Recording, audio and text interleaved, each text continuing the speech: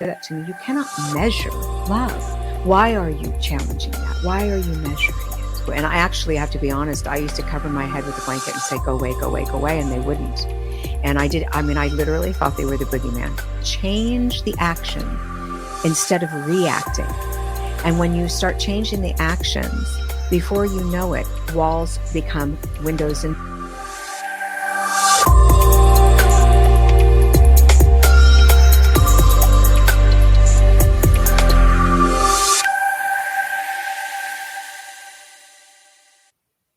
Today's guest is Susan Grau.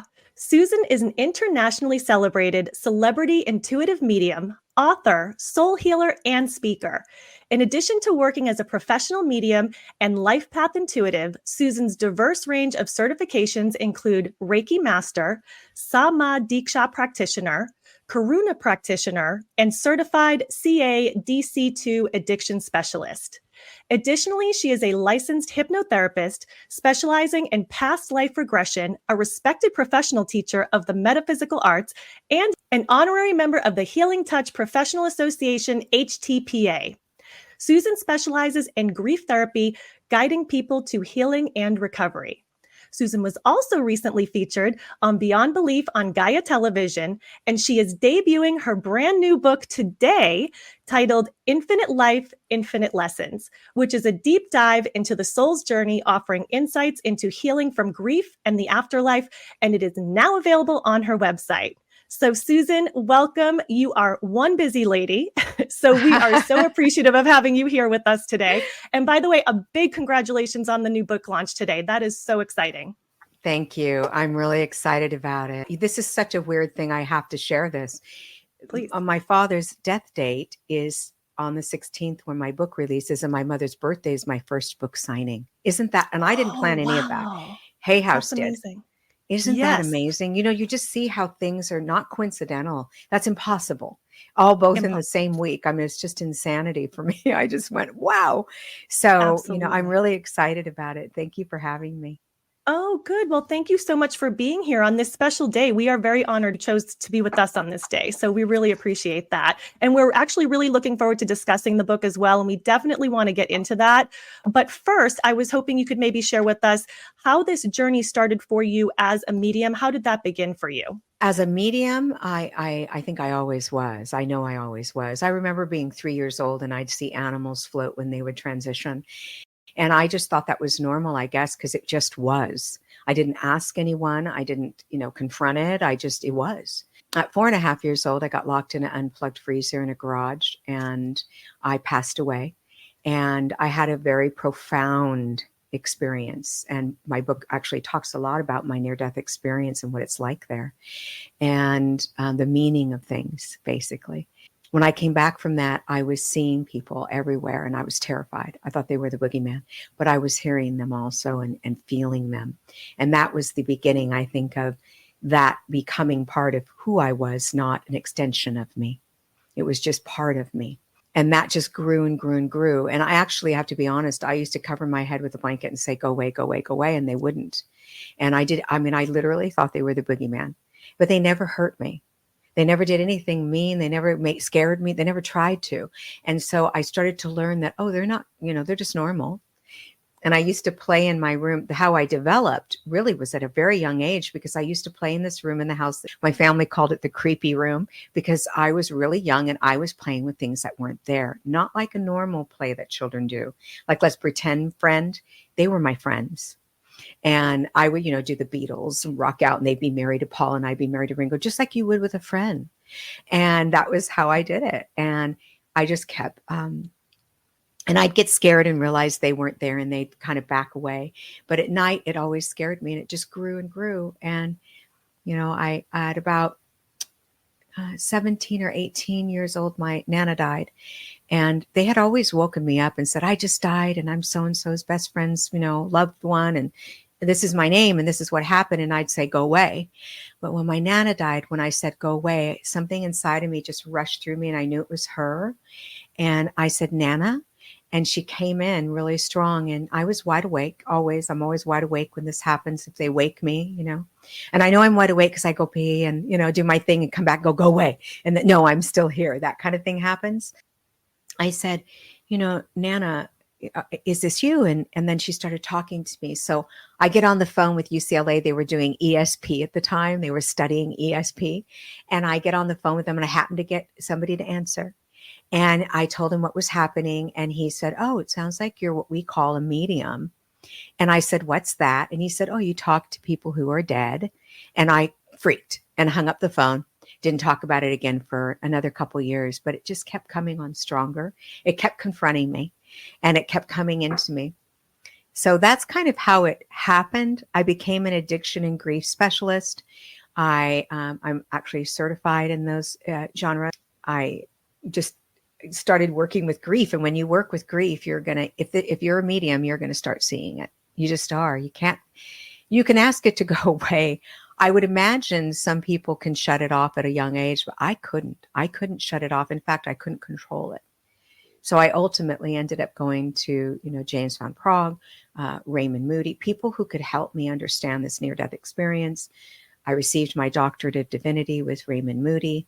I work with children who have near-death experiences. So I started to expand my knowledge. The more I expanded my knowledge, the more clarity I received, the more awareness my soul stepped into. And so that expanded awareness actually created the mediumship. Your near-death experience didn't open up your mediumship. You already had it, correct? Yes, my mother had it, my sister, my brother. Did it amplify after that, or did it get deeper? Oh, 10-fold, 20-fold, 100-fold. And as I grew and went through trauma, I had a very difficult, traumatizing journey, to be honest with you, and more than most have in their lifetime. And I have two brothers and a mother that committed suicide. I, was trafficked as a young child in our neighborhood with, so I had a lot happen. And I think everything that happened, I expanded more because I wanted to be out of myself and into something, more. And I think trauma does that anyway. I think trauma's, expands our spiritual awareness because we have to have somewhere to go. And we learn more about our souls when we're in trauma. You were trafficked in your neighborhood? I wrote about that in my book, but not to spiritually bypass it because it's very traumatizing, but it was my normal. So I didn't see it as a trauma as a child. It was normal to me. I didn't know it wasn't supposed to be that way. I was little. And as I got older, it was normal, even though it didn't feel right to me. And I would try to tell, basically. And it just I understood it differently as I grew, of course, and I had to heal that, which took a lot. But it made me a better human. Everything I've ever been through made me a better human. I just know I'm better for it. And I help people who are, believe it or not, I get trafficked women in my office. Oh, wow. It's more prevalent than I even realized. I didn't realize how big of a deal it was. Like for people like us who haven't had that experience, we take it for granted that we live in a safe, normal environment. And then to hear that and to hear it's still going on right under our nose. I'm sorry that you had to go through that, but I'm grateful that you came out the other side in a good way so that you can help people and, bring forward the healing that they need for that. Yeah. Well, I think that the reason I talk about it is because most people believe that all trafficking is you're stolen and you're put underground and you're passed from, country to country. And yes, that does happen, unfortunately, horribly. Most trafficking goes on in neighborhoods or by parents, which my parents were unaware. Pedophiles, pornographers, things like that, they congregate. And, families aren't aware and they move into those neighborhoods and there it is. And in my day, at my age, when I was young, they sent you outside at 4 or 5 years old and you ran around the neighborhood till the lights came on, the street lights, and then you went home. They took that opportunity, so I bring it the awareness because I want parents to pay attention. They are more now than ever, but it's still happening. And that's why I talked about it in my book. I'm so glad you did, because it gives anyone who might be going through it or know somebody a knowing that you can get past it it's a trauma, but you can become successful. You can overcome it. And obviously you have. I wanted to ask you another question. As a medium, when you receive messages, does it feel different? I'm kind of out of my body. I feel like there's just a knowing when it flows. Sometimes we want to force it because, we've got someone in our chair and we want to give them proper information. And when we do that, we lose the connection more. It kind of just flows in as a knowing. I just know their loved one's there. I know who they are. Sometimes I know their name. I know their personalities more than anything. They come through with really strong and loud with their personality, that's my favorite part, because you can't know that. You just can't look at it. It's nowhere. Right. And, years ago, you couldn't look things up. And so when people say to me, they could look it up. And I go, yeah, but if, they've been a medium for 30 years, I'm here to tell you there was nothing to look up then. And we are still doing the work. So, but unfortunately, that can happen. It can. So personality is really powerful. Their mannerisms, things like that, are just personal. Personal conversations. It just comes in, and I don't know how to explain it. It's almost like an elevator. If it goes down, it kind of goes. Ch-ch. I kind of go, ch-ch, and then I go in. That's the only way I can explain it. So when I'm near someone who has a soul that I want to know about, I can pop right into that, and I can tell they're a trauma. I may not know exactly what that is, but I can feel and experience all of that in them. I can walk into a room and go, oh, that's a pedophile, that's an alcoholic, that's a happy person, that's an abused, person. I can feel it. And I don't, of course, approach that because it's not my business. I try actually to shut it down, but it's kind of that way. I just feel it, know it. Sometimes I hear it, sense it, but keep in mind that the spirit world doesn't talk in English.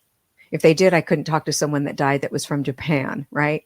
So they don't, congregate all in English or speak all in English, which I think English people think that, and Japanese people think that, they speak our language because the reader is speaking it, English, but they speak in vibrational energy. It's all vibrational.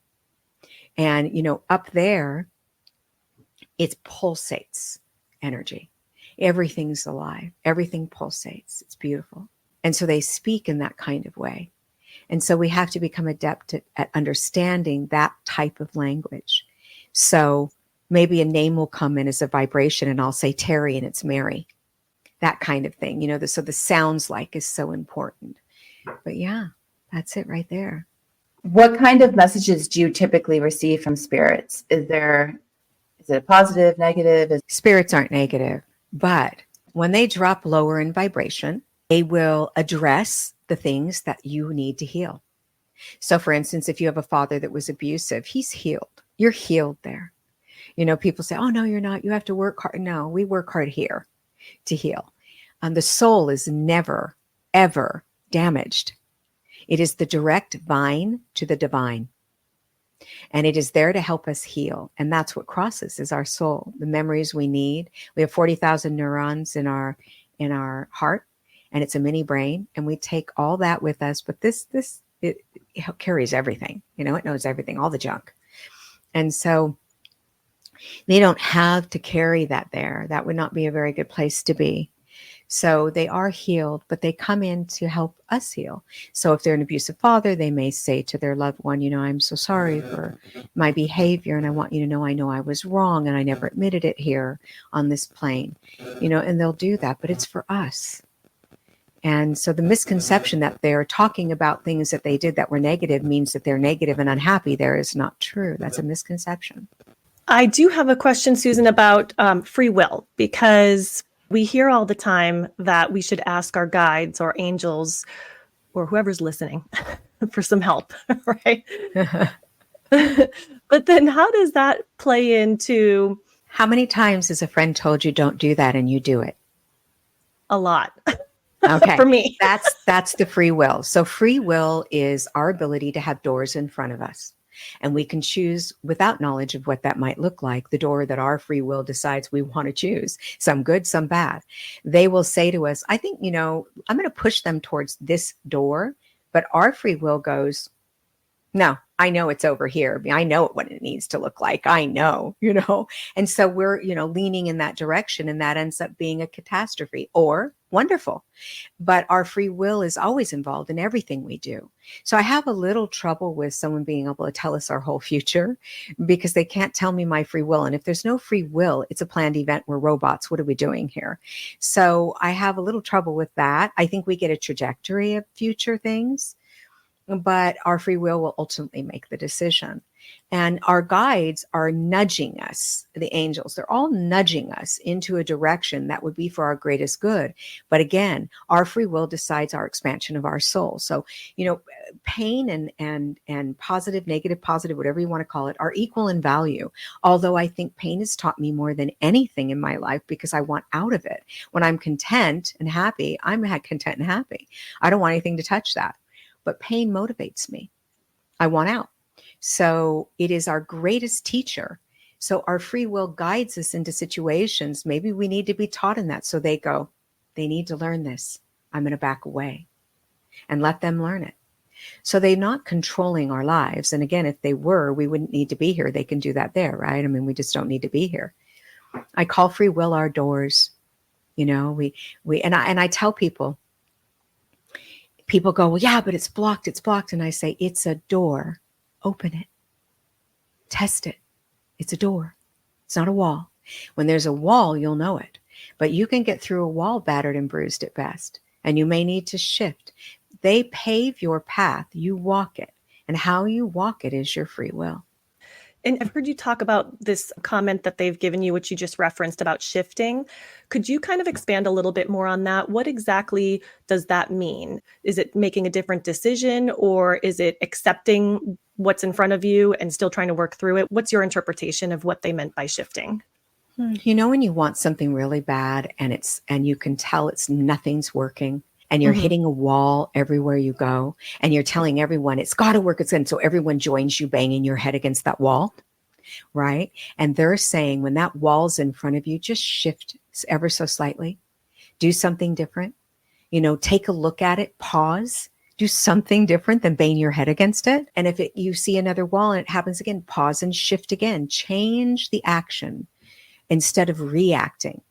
And when you start changing the actions, before you know it, walls become windows and doors, and they start opening up for you, and that's spirit paving the way. So we can know the difference. What they said to me is what we run from chases us, and what we try to control controls us. Absolutely. And hearing that was very profound for me, because I think about all the things in my life I've tried to control, and it controls me. I can't stop thinking about it. You know, I'm always trying to fix it, you know, so letting go and allowing it to be what it is. So, here's a wall. What do I need to do differently here? I can accept there's a wall, but I still need to make a change, because if I don't accept there's a wall, I'm going to bang my head against it. I always use the catchphrase, go with the flow. So if I'm working on something and I'm running into that type of an issue where I just feel like I can't make progress, I can't get anywhere with it, I just kind of take that moment and take a breath and just say, you know what, just go with the flow, go with whatever's supposed to happen next, and just accept that, and it'll take you to the next step. That's exactly kind of how I interpret it. Yeah, that's it. And it helps. It really does help. Yeah, it does. That's a beautiful way to say it. My little phrase is let go and allow. Allow it to be exactly what it is, and you'll see it clearly. But we hold on, you know, it's got to be this way. It's got to be, you know, and that's what we do in our journey, because we failed if it isn't this way, or, you know. It doesn't mean we don't speak our piece and speak our minds. You know, I'm a businesswoman. So yes, I'm going to say, you know, this is not how you're going to treat me, or this is not how I'm going to allow my business to go. I'm going to make a shift, a change. So it is a power position. It's more empowerment than banging my head against the wall and going, you got to do it my way. You know, I actually create the change by changing my actions. We are reactors. Spirit's always telling me, don't react, act, don't react, act. And so I'm constantly trying not to react to something, but take action that's affirmative. Spirit told me while I was there, you think you know what's best for you. And they covered their, what I would call their heart. We know what's best for you, but you're not listening. Your brain's in the way. You know, follow your soul, follow your spirit, and you'll find your answers. Hardest thing I've ever done, and I haven't done it most of my life. I had to remind myself, like, I fight everything, right? Yeah. I like to be empowered, and I'm a very strong energy, and I want to do this, and that's that, right? But what Yeah. I find is when I do that, I end up acquiescing, going, okay, it's not working. Help me, Yeah. do it your way, because this is really, really exhausting me. Right. I usually, when I'm in those moments, I ask for the help, but then I'm like, you're going to have to give it to me very clearly because I'm clearly not picking up the little signs that you're dropping. So I'm going to need for it to be like written on a piece of paper that I can Yeah. actually see it spelled out. So yeah, I Yes, think my guides are exactly. probably quite irritated with me at times. Well, I think they do. It's interesting to me that you say that, because I think they don't carry irritation, but I Mm. do think that they go, what are you thinking? And I think we actually hear that at some point when we're beating our heads against that wall. We go, what am I doing? And I think that's our guides talking to us, where the angels are going to come on. They're pure love. And they crossed me over and brought me back in my journeys and showed me the spirit world. And so I'm very attached to them, and there is nothing but pure love coming from them. So they're going to say, oh, honey, I can't stop you, but you might not want to do that. Yeah. You might want to think about that again. So they're Mm. dropping that, and we actually feel that energy. Think of the Mhm. times that you felt that way, like, oh God, should I do it? Should I do it? Should I do it? It might not be good for me. We're fighting it, but then there we go, jumping in. Absolutely. Yeah, I think my angels are probably like, that's a stupid decision. Don't do that. But okay, here we go. If this is what you want to do, then we're I we're think here that with would you in be, this one. yeah, and I think that's your guides. And every time they tell you that's a stupid decision, that would be your guides. Okay, Yeah. then that's who it is. Yeah. Angels would probably say, I love you, and I Yes, more wish kind you would about it. shift that, shift There that. you Kind go. of like a Shift. I mom like who's it. angelic, when we're loving our Yes. children, our baby girls or baby boys, and we're, oh, no, no, no, no, where a guide might go, boom, get out of the way. You're going to hurt yourself. Yeah. Yeah. I understand that we have what's called soul contracts, where we basically sign up for certain challenges, is how I understand it, throughout our life. And here's my question, and it's just an easy one. You know, it's just a softball for you. What is the purpose of life? What exactly? Why are we all here? Soul expansion. So the purpose, our soul purpose is self-love. It's the hardest thing we do. Self-acceptance, self-love, self-knowledge, knowledge about who we are. That's our soul purpose, our true soul purpose, the bottom line of it. There's other things inside of there, but the bottom line of it.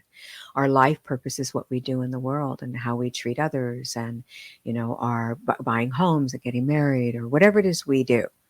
That's life purpose. Our truth is to join those together to create a healthier view of ourselves and our souls, and know who we are, so we're here for soul expansion. And the more clarity we get about who we are, the more our soul expands, not about who you are, who they are, what that is, who I am.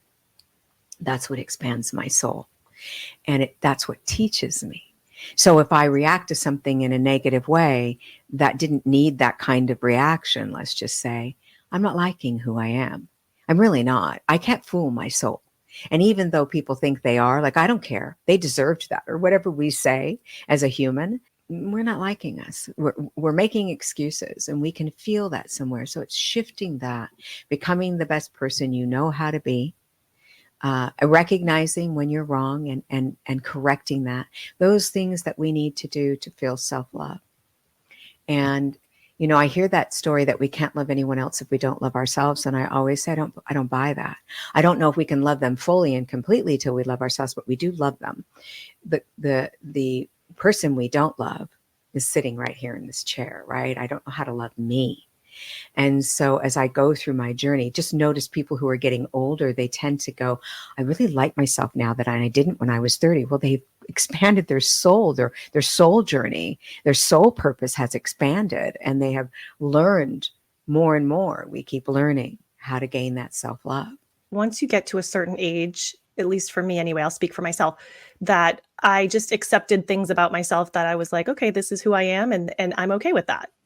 but up to that point in time, I think I was very judgmental of myself and always wanting to change certain things about myself. So, but it does take time, I think, to learn that. Yeah. I still do. I mean, I catch myself and go, wow, I wouldn't say that to a friend. Why am I saying that to me? I'm my friend. I need to be a friend to me. So, but I recognize it more now. But but the reason is we don't just wake up one day and go, oh, this is me. We are going through years of clarity, years of soul expansion, years of knowledge about who we are. We're learning to love ourselves as we walk this journey or not. And quite honestly, I think that the not has taught me how to love myself because I don't want to ever feel that way again. I don't want to be that kind of person, so there's more to the picture. I don't understand it all, but I do know that's what they tell me always is, your greatest gift is self-love. And that's where your soul needs to head. And if you don't love yourself for that action, reaction, whatever it is, you need to reevaluate. Now, I know your NDE was quite some time ago, but was there any information that you took back with you about reincarnation, or what are your beliefs about that? I believe in soul families. I do think we do incarnate into another life because in the room of knowledge, when I was there, people call it the Akashic records. I don't relate to that word. I relate to the room of knowledge. That's what they taught me. And in that room, you are planning your next incarnation. So I have to say I believe in it because of that. Do I understand it fully? I do not. But what I do know is that it happens. Because I watched people almost pop out of that room after planning. And I asked, where are they? Where did they go? And they told me that they have gone to their new incarnation. What does that mean? I don't know, but that's what they told me. So I believe in it. Yes. Yeah, I think it's just one of those concepts that unless we're on the other side, we probably don't see it as clearly from this side of things. Well, we're not meant to know it because if we did, it would change the choices we make. And we're meant to grow from our choices. So it would dictate our choices. That's why, people say to me, why can't I see the spirit world? Well, if you knew it was there and you knew you were, if you absolutely knew, you'd do everything different than what your soul needs to expand in. You do it because you would not do it because me. So life, and choices, etc. So I think that's the value of not knowing. is to learn and learn again and learn again and learn again until, we get it. To think that we could do it all in one lifetime is a little bit ego. If you think about it, how can we do it all in one lifetime? There's so much to learn. Okay, so as somebody who is in touch with what's happening on the other side, and I'm asking this even though I think it's true, but I like to just get confirmation. Are we going to see our pets on the other side? Are they waiting for us? Yes, there is the room of companions. I saw it. It's there. Yay. It's real. Now, I had not lost a pet, so I cannot tell you that I saw one of mine. I was too young. But I know it's real. I saw them romping and playing and young and happy. Some were puppies, some were older. Whatever they want to be, I guess. And they were just in a bliss. And so, yes, I believe our soul animals are with us when we get there. Oh, good. I envision this big, huge, beautiful field, like a green, perfectly manicured field with flowers. And that once I get over to the other side, they're all just going to be rushing towards me. That's the image that I have in my head of what I hope will happen. Well, just to let you know, that's exactly what it looks like. I know that you're a healer, and I know that you work with people that are dealing with grief, which I believe is also in your book. Could you expand a little bit on that? Okay. Well, my belief system is anyone who does mediumship should have grief in their background completely, not meaning they went through it, although that helps, but needs to know it like the back of their hand. Anyone who is doing mediumship that does not know grief like the back of their hand does not belong in this field. That is my belief. Grief is a monster. And it is powerful. And if you don't understand it, you don't know what you should say and not say. You don't want someone leaving your office in more pain than when they came in. Your job as a healer is to help them heal, not cause them damage. And so not understanding grief is, I can't even imagine doing this without it. And I like them to get certified and understand, grief coaching, whatever they can. But if they can't do that, at least my students have to study it. I question them. What's the third phase of grief? How do they go back and forth? Tell me about, I'm very, it's a very powerful subject. In our life journey, now I shared earlier that I have two brothers and a mother that committed suicide. My mother died from complications of attempted suicide. And I know that if people didn't know how to talk to me, and some didn't, I think every human should understand grief because it's part of our whole journey. But it caused damage. It can cause damage. So for me, the biggest healing aspect of what I do is understanding that process. So that when they come in, I know where they're at in that process. Are they in the bargaining, denial, anger, where are they in this process? So that I know when I'm speaking to them, because the spirit world isn't saying, where are they at in their grief? What can I say and not say? So how we present the information matters, like anything. If I were to say, oh, you're so funny, ha ha, you crack me up. Or I were to say, you're so funny, that cracks me up. The difference of that information hits you differently, doesn't it? It's the same thing with how we present grief. So one feels compelled demeaning, one can feel angry, so it's very important. And also understanding it means we're not going to transfer it.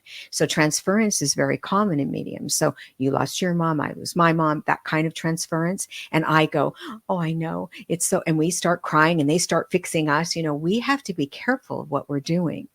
We carry their soul literally right here in our hand, and we carry the soul and spirit of the afterlife right here in our hand, and we're putting them together. So understanding how to do that is extremely important. My work as a grief counselor integrates into my work as a medium and vice versa.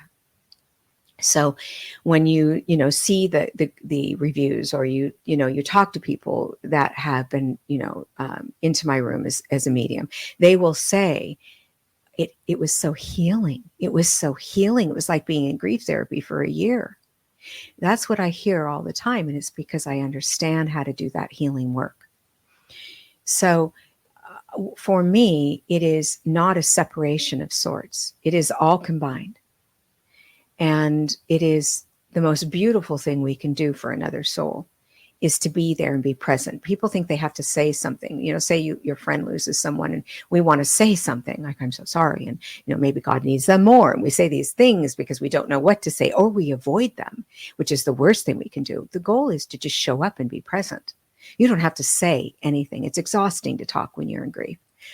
But I tell people, grief is in the corner doing push-ups. It's waiting for you to be in the grocery store looking at a can of beans and you burst into tears. It is always in the corner waiting for your vulnerable moment.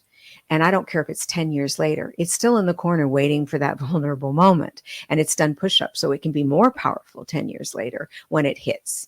So it's knowing the power of grief. We believe that we have to work our way through it. Grief decides when it's done with you. You don't decide when you're done with it. And when you recognize that, you're able to step into it and just let it be what it is. So I think understanding it is the most important part. Do you get a lot of people that have pet grief? From two people here who don't have children, our pets are our children. And that recently we both lost our doggies, and it was rough. I do. People usually they have someone, a human spirit on the other side. I call them human spirits because I don't know how else to put it. And they've lost an animal, so I get to do both, and I get to find out who's watching that animal, who's there with that animal, what's going on with that animal, and I do that through the loved one most often. But yes, I do see that. I'm not an animal communicator, but I do communicate with animals. That makes total sense.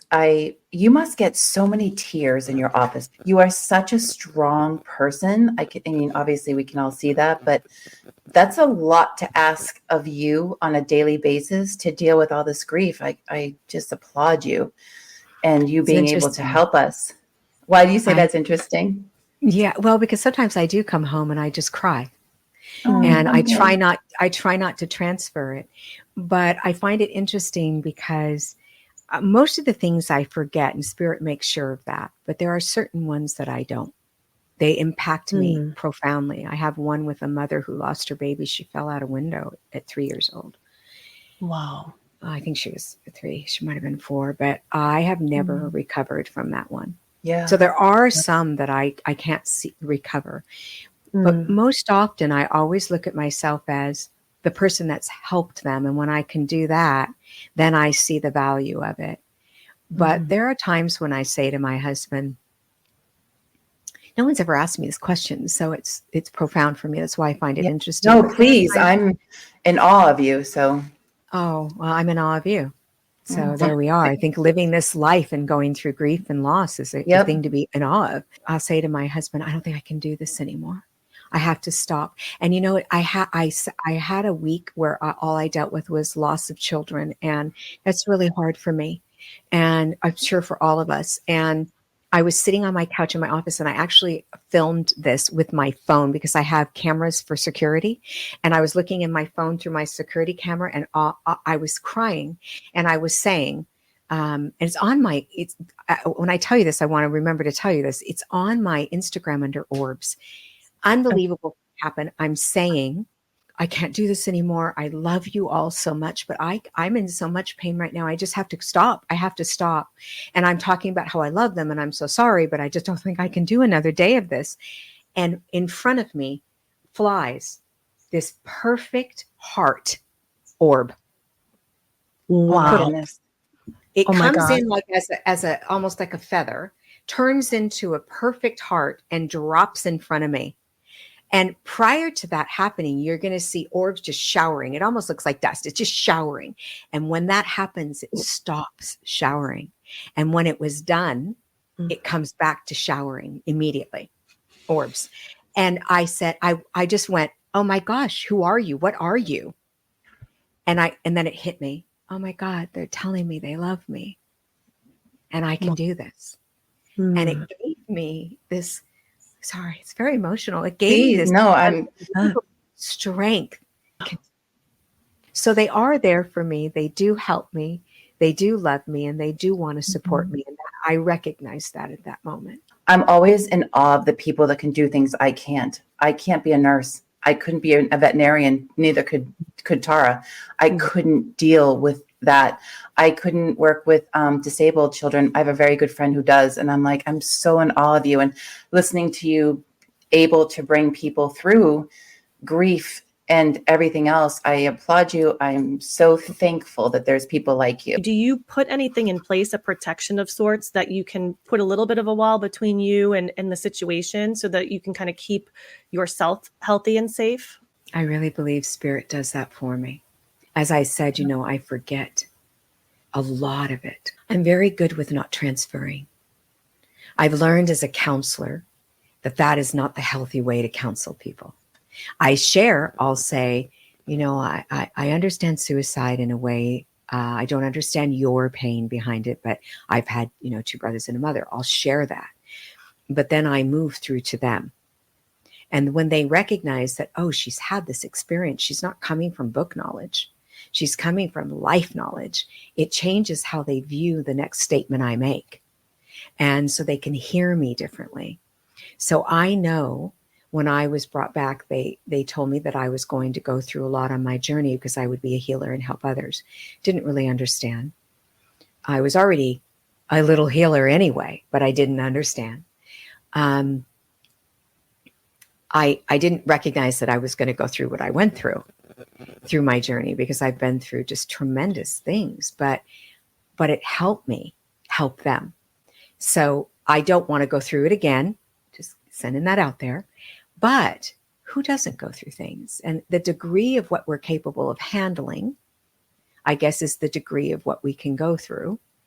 And for whatever reason, I did hospice work, and I worked with a lot of loss. And so my internal being, that was how I was created. It has to be. And my things that happened in my life, my journey, helped me expand that creation that they created in me, that ability, that, knowledge. And I know how much I needed to be healed. I know how much I would go to someone who had book knowledge in grief, and I would know more than them, only because I had experienced it, up front and personal. And so I didn't feel like they could help me. So I know that's why they allowed my life to be what it is, and why I needed to go through it, because I am a powerful healer. And when they walk in the room, they'll tell me, I was so nervous. I was so scared. I was so nervous, and I'm not now. I still have some anxiety because, I'm excited, but I'm not scared because I feel your energy. Like, I don't know why, you just calmed me. And it's not anything I'm doing. It's just what it's what they taught me innately from my own experiences. What does this person need from me? And everyone needs something different, don't they? Yes, it's generalized. Grief and the process is generalized, but that's why I need people to study it and understand it thoroughly, because we all need something different in some small way. You might need to hear, your father's here or your mother's here, right? And the other person might need to hear, your mom is with your dog. So we all need something different, and we need to be able to tap into that, in that soul, in that person. You should probably charge double because they're getting a medium and a psychologist, maybe triple, and a friend. It's so interesting you say that, because my friends say to me, you need to raise your prices. You need to raise your prices. There are people that charge $1,700 an hour. And I just look at, I go, what? I do a lot of free work. So I have to charge, because otherwise I'd be broke. And that's not fair to me. But I work with mamas. I work with the grieving mothers. And I do that outside of my office. I do that for free. And I do, events with Dr. Laura Berman and Eric's House, which is, suicide. I'm bonded to it, and it matters to me. Grieving mothers need help more than anyone. So when you say your pets are your children, I get it. Yeah. I get it. You're a grieving mama. Mm-hmm. And people say that, they have said to me, that's belittling losing a child. And I said, not to a person that loves their pet like a child. Exactly. Love is not something you can measure. And I try to say that to people who say that to me. You cannot measure love. Why are you challenging that? Why are you measuring it? Why? What does that do for you and for another human being that is suffering? You cannot measure it. So love is love. And your degree of love is in you, not in me. Your degree of love is in you. And I have no right to do anything but honor it. And there is no comparing in grief. I think we are so afraid to feel our full potential of love. We really are, because that means we're going to hurt. That we don't, we have to preface it. Oh, I know you lost a child, and my dog is not a child, but I feel so much pain. We're comparing, and we're judging grief. Grief is not to be judged. It should never be judged. It should be honored, period. And I wish people could understand that more, because when we do understand that, we just give love. And we do what the spirit world expects of us, which is to support and love and nurture any loss. I have a Charlie. I have a golden doodle, Charlie. And I want to tell you, I am so bonded. And I've had a lot of loss, guys. I have not lost a human child. And I don't know what I can't imagine. And I would never pretend to imagine. Yep. Mm-hmm. But I have an array of loss. And I can't imagine losing my little Charlie girl. Yeah. Oh.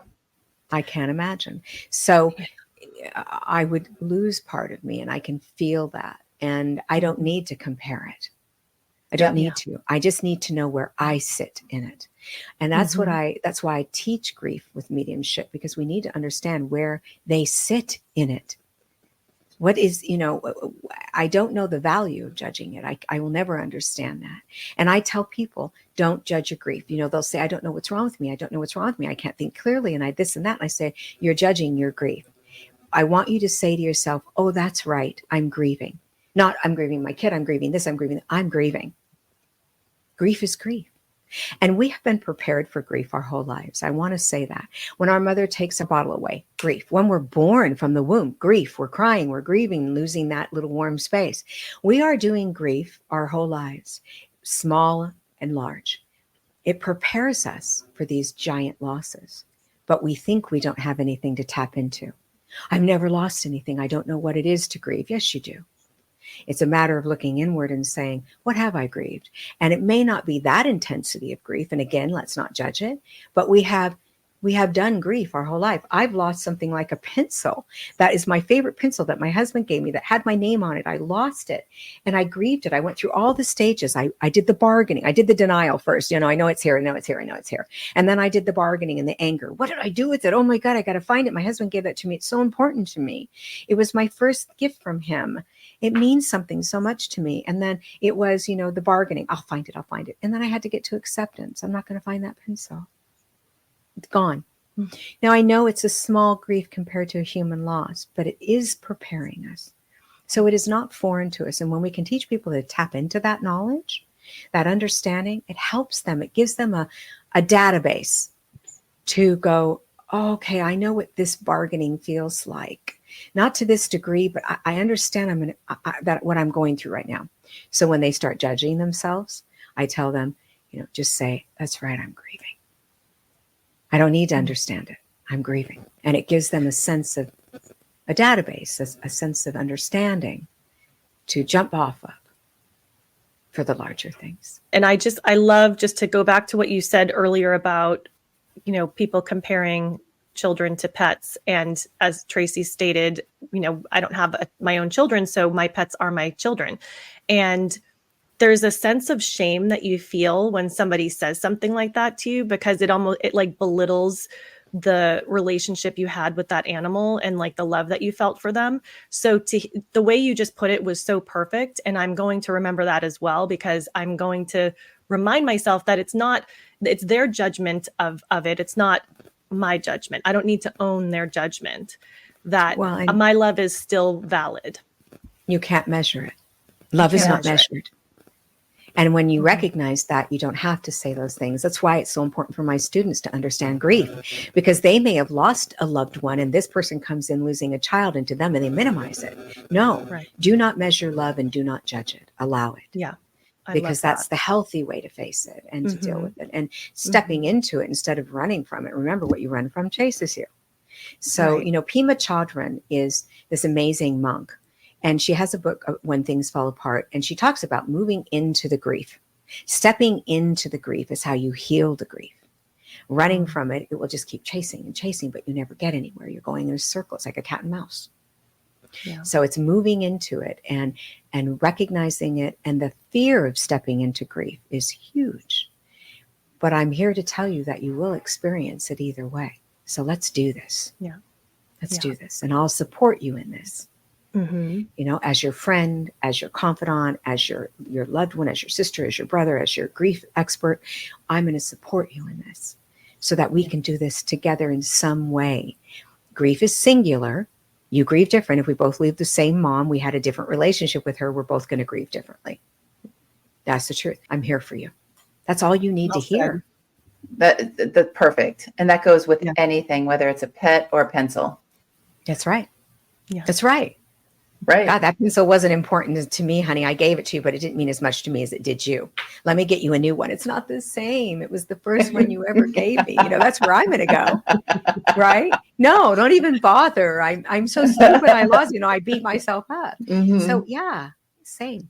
It's just a different, obviously, spiritual beings like animals and humans are a massive loss. But I want people to understand that they are preparing for it their whole journey.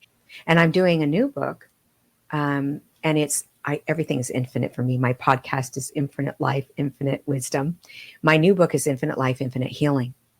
And I talk all about the soul level, and grief is a big part of that. Well, you're going to have to come back when you have the new book out.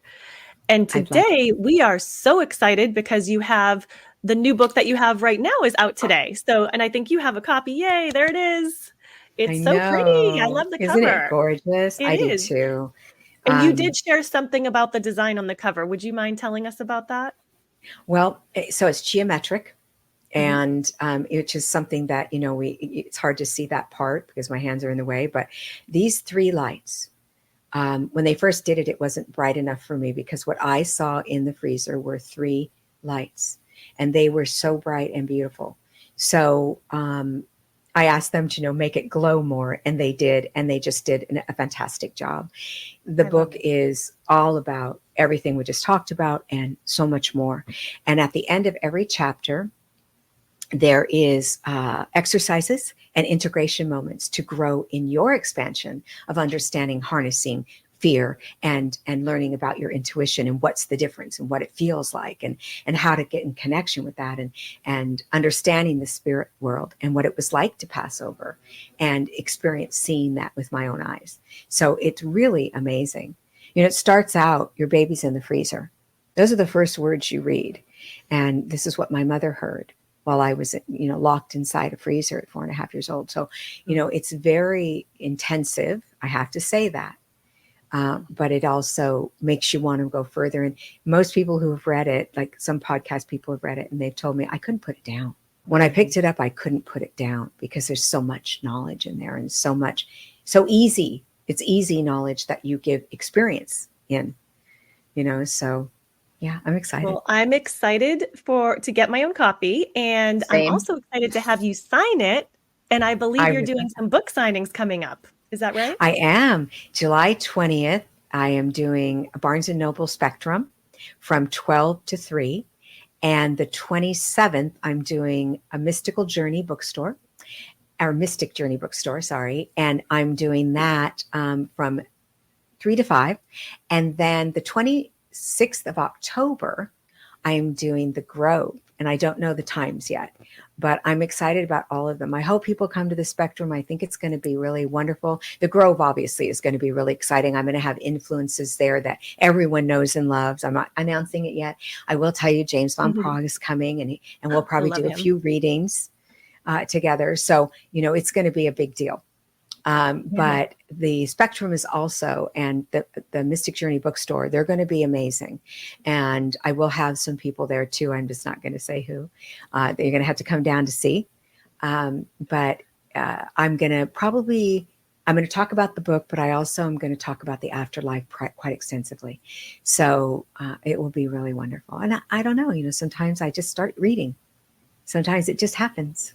Yeah, that would be really fun. Well, we're excited, and we will definitely be there. And just to make sure everyone understands, that's in Southern California, in case they're listening from different parts of the country. But if you're in Southern California, in the Orange County area, please look up what dates Susan has her book signings. I'm sure you'll have that on your website. Yes, it will be in a pop-up. But if they go to Instagram or Facebook and follow me, Susan Grau Official, or TikTok, all of that gets announced over and over so they won't forget. Perfect. Great. And we will be sure to include all of those links in the description of the video. And so just as we wrap up here, Susan, I mean, you're just amazing. I think Tracy and I are both in awe this entire conversation, and we just love you. So thank you so much for being here with us and sharing your knowledge, your wisdom. And just as we wrap up, is there any final words that you'd like to share with anyone listening today? I think the most important thing is to keep people in the knowledge that the spirit world does exist and that you are love and you are loved. I think that that's one of the things we struggle with here. Why don't they like me? People, why don't they love me? I'm a good person. We have this struggle, and I want you to always remember that you are light from the spirit realm. How can you not be amazing? How can you not be? And your soul journey ultimately is to learn to love yourself. And I know it's hard, but work on it, because you'll be surprised. You will learn. Everything I do, I learn that was a mistake, because I can feel it in my heart. I can feel it, and I want to change that, and I can correct it and be vulnerable to that without having fear, because it's for me too. And so expansion of growth comes from learning to love yourself. But you're already loved by them. I love that, but it's a good reminder. We always need a little reminder. Yeah, so thank you so too. much. Yeah, always, right? Well, thank you so much, Susan. We really appreciate your time and all the information you shared, and we wish you all the best with the new book. So thank you so much again. Thank you for having me. This has been amazing.